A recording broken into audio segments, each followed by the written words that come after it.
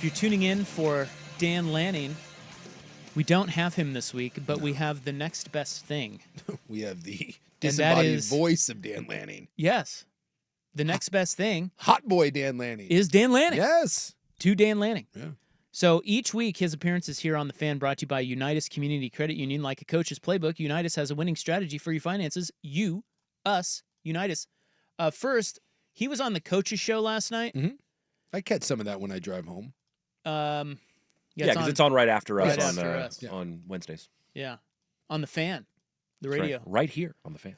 So he showed up in a Hot Boys shirt, and I'm going to let Buck describe what that looked like. Yeah, you can find it on Twitter, but he shows up in a shirt that has the Oregon Duck mascot in like a Gucci tracksuit or Louis tracksuit or some kind of printed tracksuit, sunglasses, and is sitting under like a glittered out sign that says Hot Boys with a Z on the end. And so naturally, Jorgie and Jerry had to ask him about it. But if you can find it on, it's a great looking shirt. Boy, do not.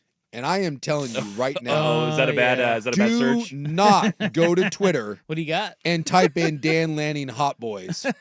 I'm not kidding. What? I'm not kidding. Okay.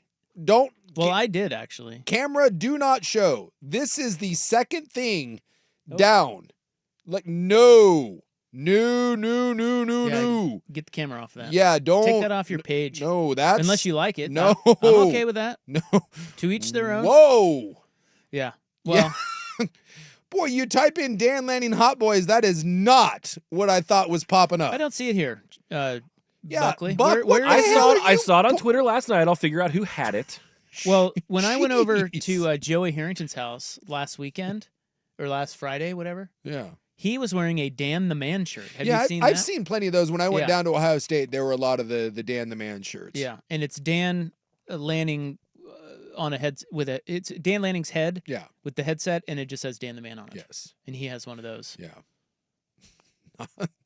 I'm still trying to recover from the Ryan Buckley led surge. I still didn't even see the thing that you're talking about, so I don't know what it is you're talking So about. I don't see the Hot Boy shirt, but I'm going to play this clip. They asked him about the shirt. Dylan Gabriel just gave it to me. Our nickname for our wideouts are the Hot Boys. Yeah. So, Dylan's hooked the guys up with some gear throughout. Dime Time's kind of the theme. So this is a Dime Time World Tour Hot Boys shirt. Pretty cool. Okay. The Hot Boys is the name of the I wish I could receivers. direct you to the shirt because it's a great shirt. Yeah, I can't find it. I saw it last night on Twitter, and then I saw it because they live stream their show like we do. I saw it on YouTube as well. My favorite Dan Lanning shirt is the one of him in a suit, kind of cheekily smiling, and then it just says program. Yeah, I can see that. PROGRUM. Yeah. Underneath it. That's fantastic. Yeah. I can't. I'm terrified now to work any sort of Google search, but I've yet to see the Hot Boy shirt. I'm gonna, you know what? At this point, I'm gonna take your word that it's a cool shirt, and Well, I've been saying this for much of the season. The Hot Boys. Yeah. I'm telling you, that's the group that can win Oregon the title.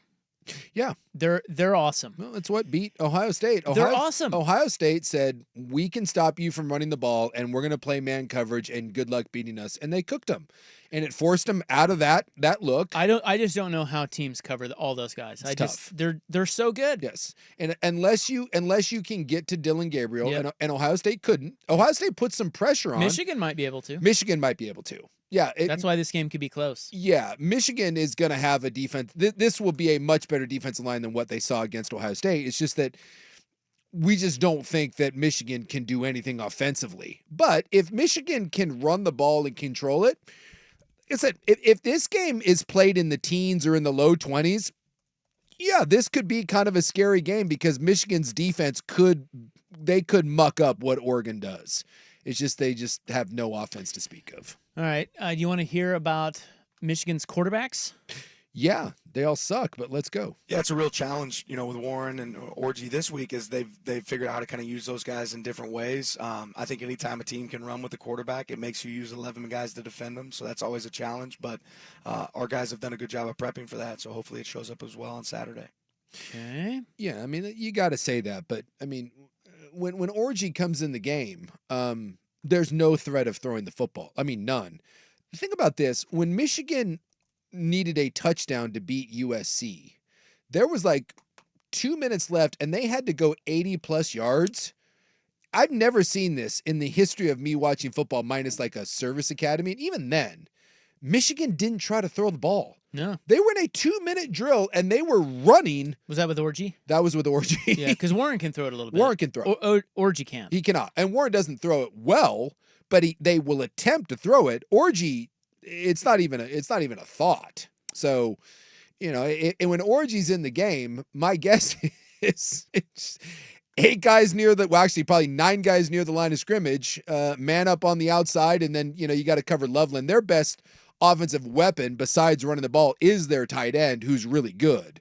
That would be more of the concern, is that when Michigan can throw a heavy look at you with 2 tight ends and 2 backs, and they do have 2 very big physical running backs, that's where a tight end like Loveland, who's one of the best in the country, he may be able to slip behind your linebackers.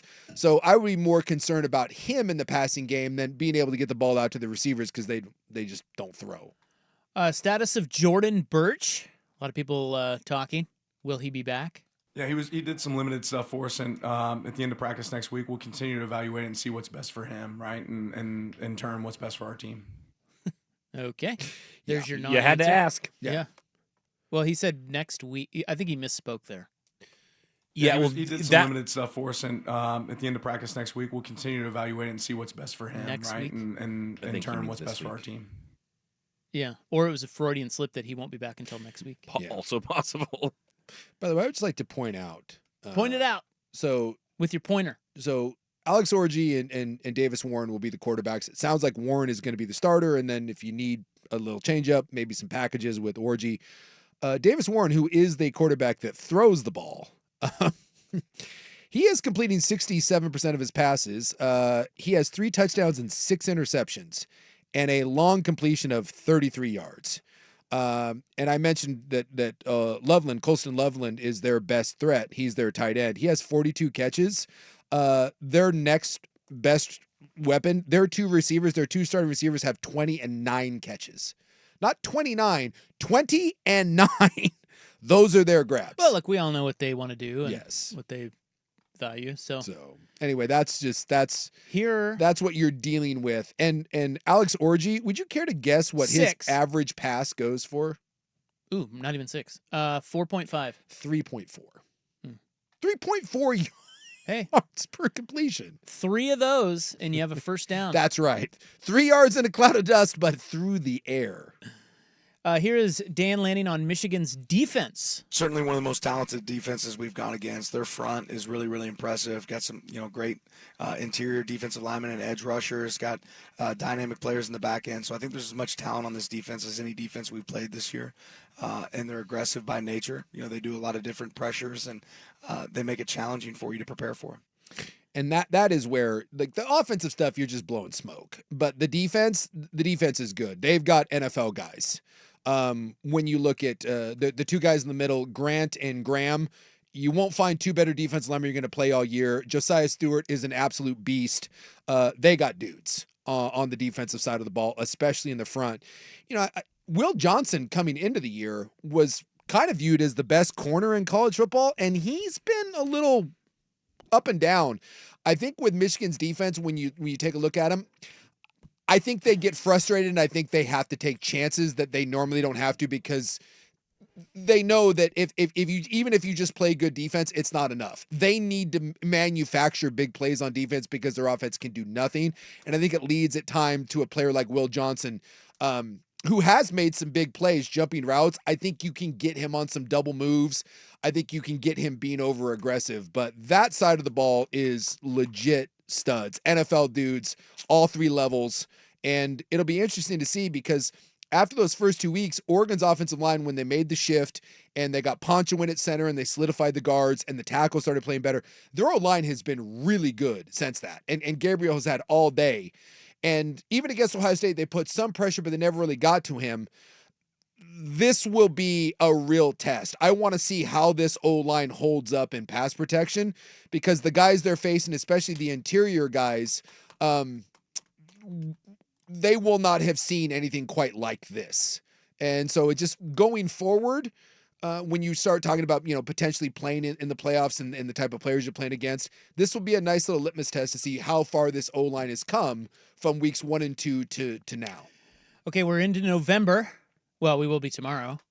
Dan Lanning's approach to the back end of the season. We adapt a lot. I always want to be proactive and not reactive, so I generally put down my plans for the next week's practice before we play the game before, right? And the thought process being, I don't want this game to impact what my thoughts are going into the next game and what I think our prep should look like. So, before we play Illinois, I wrote down, hey, here's the things I want to make sure we're able to accomplish for the Michigan game. And then you'll have some tweaks based on, hey, this was a strength, this was a weakness, what do we need to make sure we incorporate more in practice? You'll do that. But, we always try to plan it out in advance, and really the season almost out in advance. That when we get to this point in the season, we'd like to remove this period, add this period, whatever it might look like. Well, it's kind of interesting.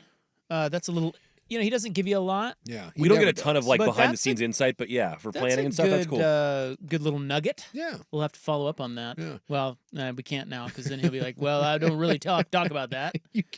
It is true that even when he gives you a little something, that's That's all. it. That's Yeah. it. Well, so next week he'll be preparing for Wisconsin, so Correct. you can ask him if he's thought ahead 2 weeks past the bye to Yeah. Maryland. I should ask him about the college football championship game. Oh, See what he how see far? what he says. You said you guys planned for the whole year, right? Yeah. The whole season. That'll what be a have big what one. have you planned for the championship game? Who do you think you're going to play, Coach? Yeah. Not certain. Well, I think that's cool. Look, if there's one thing we know about him that I would love to peel back the layers of this onion way more, but he's just not going to do it. It's only the insiders know. He is as prepared and as thought out as any coach I've ever heard of. Yes. I mean, dude, Yeah. He is. he does. There is not a stone unturned. No, he is. He is on top of it. Well, and that Ohio State play breaking the rules thing was the Let you perfect know. microcosm. He just had he's thought of an answer for every presentable scenario across the board. Yeah, he's really organized too Yeah. with it. It's just Well, it says and that's the sort of, like I said, the type A personality obsessive that, especially in this day and age, you need to be a winner, and he certainly has it. very much a coordinator thing too. Yes. That, and now he's a head coach. It kind of, well, maybe I don't know. I don't know what I'm saying. Like, That was a dumb comment. and someone did point out, and this is correct, and we don't know. Will Johnson, their best corner, he may not play. What's his problem? Well, he's got Is he a duck in Oregon? he's got a leg. I don't remember if it's a leg or an ankle. He did not play. Just one. He against doesn't have two legs? One Wow. got amputated, and we don't know. So he didn't play against Michigan State. And at the beginning of the week, Moore, the Michigan coach, said that it's not like a long-term thing. He'll be out there, but we'll see how it goes this week. So whether he plays, he may not play in this one against Oregon. Shocking development of coaches being very non-committal. Other than it's not season ending, it's not something that's going to keep him out a month, but he may not go against Oregon. So something to keep an eye on when they're out there. You will see number 2 out there Number for two. number 2. Derek Jeter. Will Johnson, number 2. So we'll see, game time decision. We'll see if he's out there warming up, and if not, that's a big advantage, because you would assume that playing those receivers, the hot boys, without your best corner, that's a big deal.